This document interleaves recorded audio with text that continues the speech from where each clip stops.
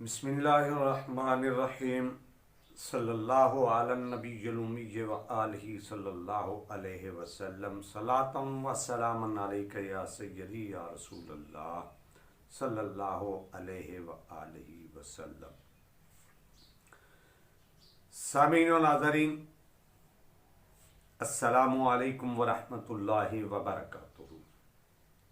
आज फिर एक बार बंदा नाची साहबजादा अब्दुल वहीद आली कादरी अपने यूट्यूब चैनल हयात तामीर पर आपसे मुखातिब है, ढेरों दुआओं के साथ।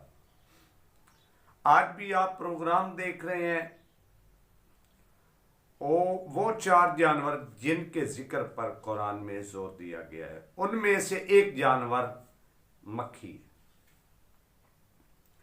आज आप प्रोग्राम मक्खी के बारे में पार्ट नंबर 2 किस्त नंबर 2 मुलाजा फरमा रहे हैं।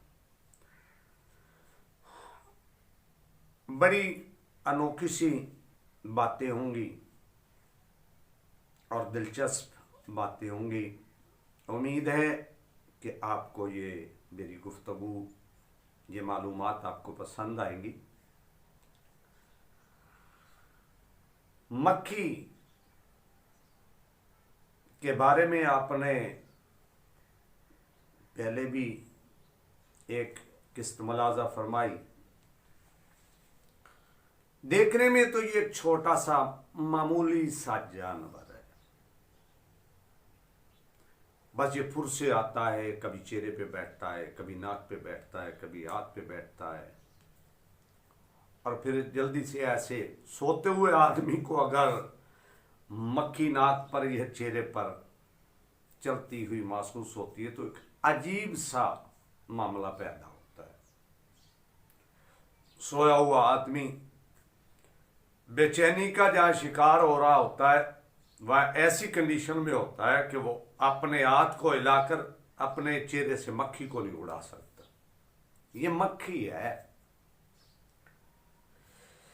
मक्खी के बारे में एक अरबी दाना का कौल है, जिसका मफहूम ये बनता है, ऐ लोगों को बतौर सवारी ऊंट देने वाले जो बेहद चलते हैं और मुसलसल चलने की वजह से मक्खियां उनके होंठों पर बन बनाने लगती हैं। मक्खी को अरबी में ज़बाब कहते हैं। इसकी वजह इसकी कसरत हरकत है। यह हर वक्त हरकत करती रहती है, या ये कि जब भी हरकत होती है तो ये भाग जाती है।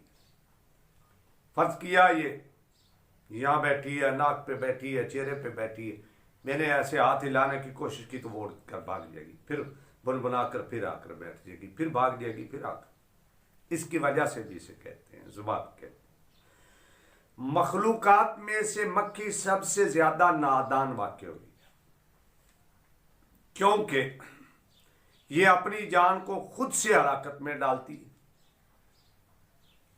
उड़ने वाले जानवरों में कोई जानवर बजुज मक्खी के ऐसा नहीं जो खाने पीने की चीजों में मुंह डाल देता हो। अफलातून का कौल है कि मक्खी हरीस तरीन जानवर। मक्खी की पलकें नहीं होती। हमने इस बात पर भी कभी गौर किया है कि मक्खी की पलकें होती हैं कि नहीं, लेकिन आज आपको मालूम हुआ कि मक्खी की पलकें नहीं होती। इसलिए उसका हल्का चश्म बहुत छोटा होता है, और पलकों का काम यह है कि वो आंखों की पुतली को गिरदो गुबार से महफूज रखती हैं। इसलिए उसके इवज में अल्लाह ताला जल्ला जलालहू ने मक्खी को 2 हाथ दिए हैं, जिनसे ये हर वक्त अपनी आंखों के आईने को साफ करती रहती है, हरकत करती। चुनांचे आपने अक्सर देखा होगा कि मक्खी हर वक्त अपनी आंखों पर अपने हाथ फेरती रहती है। मक्खियों के मच्छर की तरह डंग होते हैं, इसके जरिए से ये काटती। कभी देख लें किसी जख्म पर बैठी हो तो वहाँ ये किस तरह काटती है और दर्द तकलीफ होती है कि नहीं होती। अक्सर कहा जाता है ये गंदगी से पैदा होती है और गंदगी पर ज्यादा बैठती है। इंसानों के करीब रहने वाली मक्खियां कभी नर मादा की जुफ्ती से पैदा होती हैं और कभी ये अजसाम से भी पैदा हो जाती हैं। चुनांचे कहा जाता है कि अगर बाकला को किसी जगह लटका दिया जाए तो उसके बीज मक्खियां बनकर उड़ जाती हैं और सिर्फ छिलका ही बाकी रह जाता है। हाकिम ने नौमान बिन बशीर से रिवायत की है, नौमान बिन बशीर ने मिंबर पर खड़े होकर फरमाया कि मैं रसूल अकरम सल्लल्लाहु अलैहि वसल्लम की बारगाह बेकसपना में मौजूद था। मैंने अपने कानों से सुना है, आप सल्लल्लाहु अलैहि वसल्लम ने फरमाया, आगाह हो जाओ, दुनिया सिर्फ इतनी बाकी रह गई है जितनी एक मक्खी जो फजा में उड़ती है।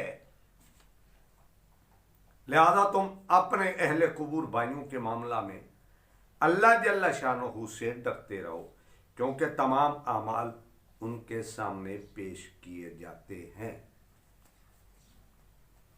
अल्लामा तमीरी रहमतुल्लाह अलैह फरमाते हैं हयातुल हैवान में कि तमूर के मानी मक्खी की हवा में आमदोरफ्त है, कि मक्खी हवा में जमीन व आसमान के दरमियान में परवास करती है। नबी करीम सल्लल्लाहु अलैहि वसल्लम ने इरशाद फरमाया कि मक्खी की उम्र 40 रातें हैं। क्या हमें किसी ने बताया कि मक्खी की उम्र कितनी?